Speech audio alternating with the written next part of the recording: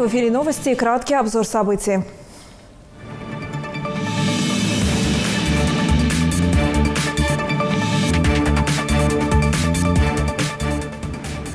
Благородство, честность и великодушие – лучшие качества россиян на триколоре. Сегодня день российского флага. Обсуждения изменений в пенсионном законодательстве продолжаются. Единороссы подвели итоги своих слушаний. Осторожно, велосипедист. ГИБДД проводит очередную профилактическую акцию на дорогах республики.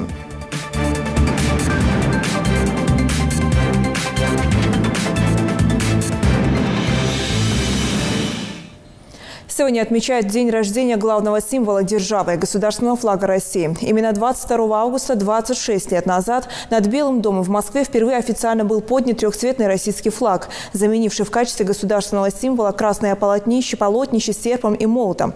Это не просто трехцветное полотно, а лицо государства, сильной и могущественной страны. Каждый из цветов российского триколора имеет свой смысл. Белый – символ благородства, синий – честность, а красный – это смелость и великодушие. Сам праздник не считается выходным днем, но уже традиционно в этот день проводится множество мероприятий по всей стране.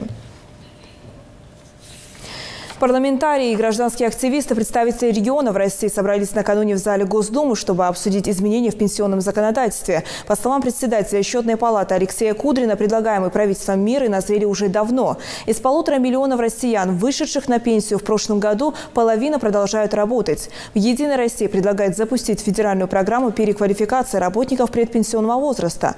Накануне партия подвела итоги дискуссии, которая продолжалась в течение месяца. В ней участвовали более 30 тысяч человек. Единороссы считают, что накопительную часть пенсии нужно выплачивать так же, как и сейчас. Женщинам с 55 лет, а мужчинам с 60. Важно, чтобы у работников золотого возраста был дополнительный оплачиваемый отпуск, а бесплатная диспансеризация проводилась не раз в 3 года, как сейчас, а чаще. Активисты партии предложили депутатам Госдумы и членам Совета Федерации отказаться от положенных по закону пенсионных надбавок на добровольной основе. Соответствующий законопроект может быть рассмотрен уже в осеннюю сессию. ЛДПР и «Справедливая Россия» уже заявили, что поддержат его. Это надо было делать 10 лет тому назад. Мы подошли к черте. Сегодня это нужно делать обязательно. Поэтому из моих предложений, например, я считал, что более справедливо повысить пенсионный возраст, чем не индексировать пенсии для работающих. По итогам парламентских слушаний будет сформирована рабочая группа, которая обобщит и проанализирует прозвучавшие предложения. Ранее депутаты продлили срок представления поправок к второму чтению законопроекта об изменениях в пенсионном законодательстве с 1 до 2 месяцев до 24 сентября. Ингушетия вошла в число субъектов России с наименее загрязненной почвой. По данным Федеральной службы в сфере защиты прав потребителей и благополучия человека. Рейтинг регионов России с наиболее загрязненной почвой возглавил Приморский край, где 44% образцов не соответствуют гигиеническим нормам. На 2-м и 3-м местах по степени загрязненности земли расположились Новгородская область и Санкт-Петербург – 33 и 29%. В десятку регионов с наиболее загрязненной почвой вошла и Москва, не соответствует нормам почти 13% образцов почвы. Отмечается, что было проанализировано более 300 тысяч проб. Половину образцов собрали на территориях детских садов, школ и детских площадок. Среди опасных веществ специалисты обнаружили марганец, свинец, ртуть и пестициды. ГИБДД республики проводит профилактику аварий с участием любителей велопрогулок. Как правило, это подростки, которые не всегда осознанно подходят к передвижению на двухколесном транспорте. Сотрудники напоминают, что велосипедистам не стоит выезжать на проезжую часть, иначе последствия могут быть трагичными. Репортаж Микаэла Тангиева. Превышение допустимой скорости, выезд на полосу встречного движения и проезд на красный сигнал светофора. Эти и другие нарушения на сегодняшний день являются основными причинами дорожно-транспортных происшествий на дорогах республики. И порой участниками аварий становятся не только водители авто, но и велосипедисты. Из числа самых последних ДТП – наезд на мальчика в Карабулаке. На видео отчетливо видно, что грубо нарушены правила дорожного движения. Ребенок до сих пор находится в больнице с тяжелыми травмами. Чтобы избежать подобных случаев, проводятся такие рейды.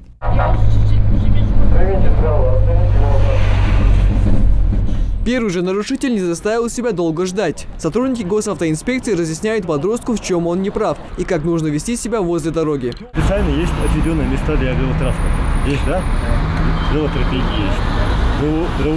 Дворовые территории. Велотранспорт.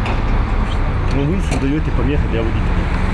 Водители, мы все знаем, да? С какой скоростью двигаются водители. Молодой человек внимательно выслушал инспекторов и полностью осознал свою ошибку. Впредь ты обещаешь не нарушать? Да. Я больше не буду нарушать правила дорожного движения. Проехав несколько сот метров, участники рейда заметили на дороге нескольких велосипедистов, которые катались в сопровождении взрослых, как того и требует правила.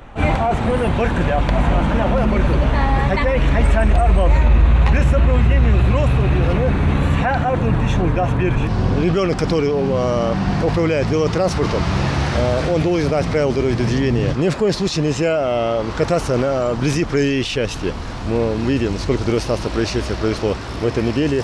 В Магасе есть тоже велодорожка специально для можно кататься на велотранспорте. Инспекторы отмечают, что покупая своему ребенку велосипед, родители зачастую забывают о защитной экипировке от всевозможных травм и ушибов. А в темное время суток несовершеннолетние велосипедисты передвигаются без светящихся опознавательных знаков.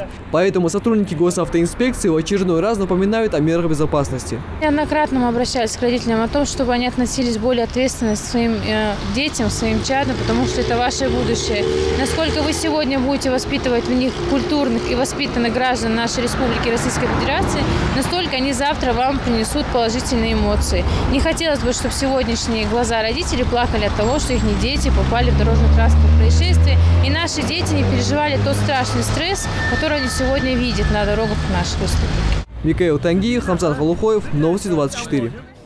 Врачи из Татарстана продолжают прием ингушских пациентов. Консультация проходит в детской республиканской больнице и продлится вплоть до 24 августа. В предыдущие свои визиты медики обследовали более 1000 детей. Такого плодотворного взаимодействия ингушских и казанских специалистов удалось достичь благодаря соглашению между министерствами здравоохранения двух республик. С теми, кто уже смог проверить свое здоровье, пообщалась Ната Евлоева. Никаких огромных разрезов, да?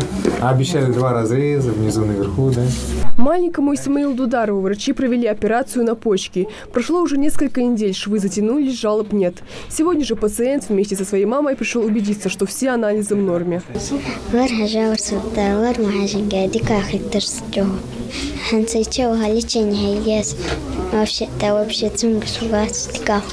Осматривает Исмаила Наиль Акрамов, опытный уролог из Казани. В Ингушетии он частый гость. По его словам, медицина в республике стремительно развивается. И благодаря подобным поездкам уровень местных специалистов будет только расти. Ваши хирурги не просто развиваются, они прям огромными темпами идут вперед.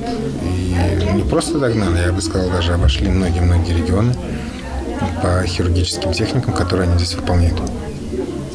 Для нас было, например, очень радостно услышать, что удалили лапароскопически огромную кисту яичника. Это очень большой успех. Чтобы попасть к специалисту такого уровня, на прием в коридоре выстроилась целая очередь. Мамочки вместе со своими детьми полны ожидания, и это неудивительно. Ведь не каждый день в республику приезжают квалифицированные врачи из Казани.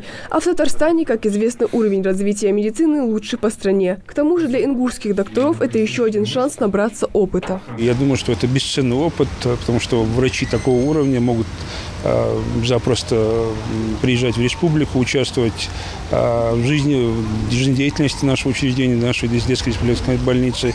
И, конечно же, как я уже говорил, это обмен опытом, безусловно. В ходе общения с Подшивалиным он говорит о том, что кадровый потенциал больницы, он находится на серьезном уровне.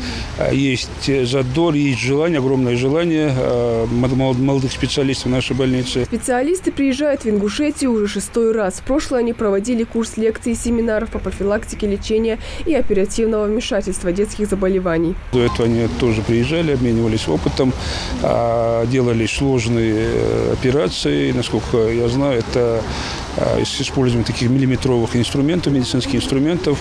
И на сегодняшний день они опять-таки приехали. Это речь идет и о профилактике, речь идет и о случае необходимости, и о оперативном вмешательстве. Речь идет о, как я уже сказал, обмене опытом. Пациенты выходят из кабинетов с радостными лицами. Мы здесь лежали месяц назад с пилонефритом. Пилонефрит у нас как бы после кори осложнение было. Вот дядя, поехали мы домой. это проверки, что он дарб хардикдат архам модат бедат алишаться, потому что уздадыч хантер кодикер охчер больницы оснащенные дикие теркодики лурждик бы делаяс халахан. Сейчас врачи из Казани только осматривают пациентов, ставят им предварительный диагноз и направляют их на лечение. Но уже со среды они планируют начать проводить операции. В пятницу специалисты из Татарстана уезжают, а до этого каждый желающий может прийти и проконсультироваться у них. Ната Евлоева, Рахман Цуров, Новости 24. Все информационные выпуски и анонсы наших программ смотрите на официальных страницах в соцсетях Facebook, Instagram, YouTube, Твиттере и ВКонтакте. Это была вся информация. К этому часу увидимся в 16:00.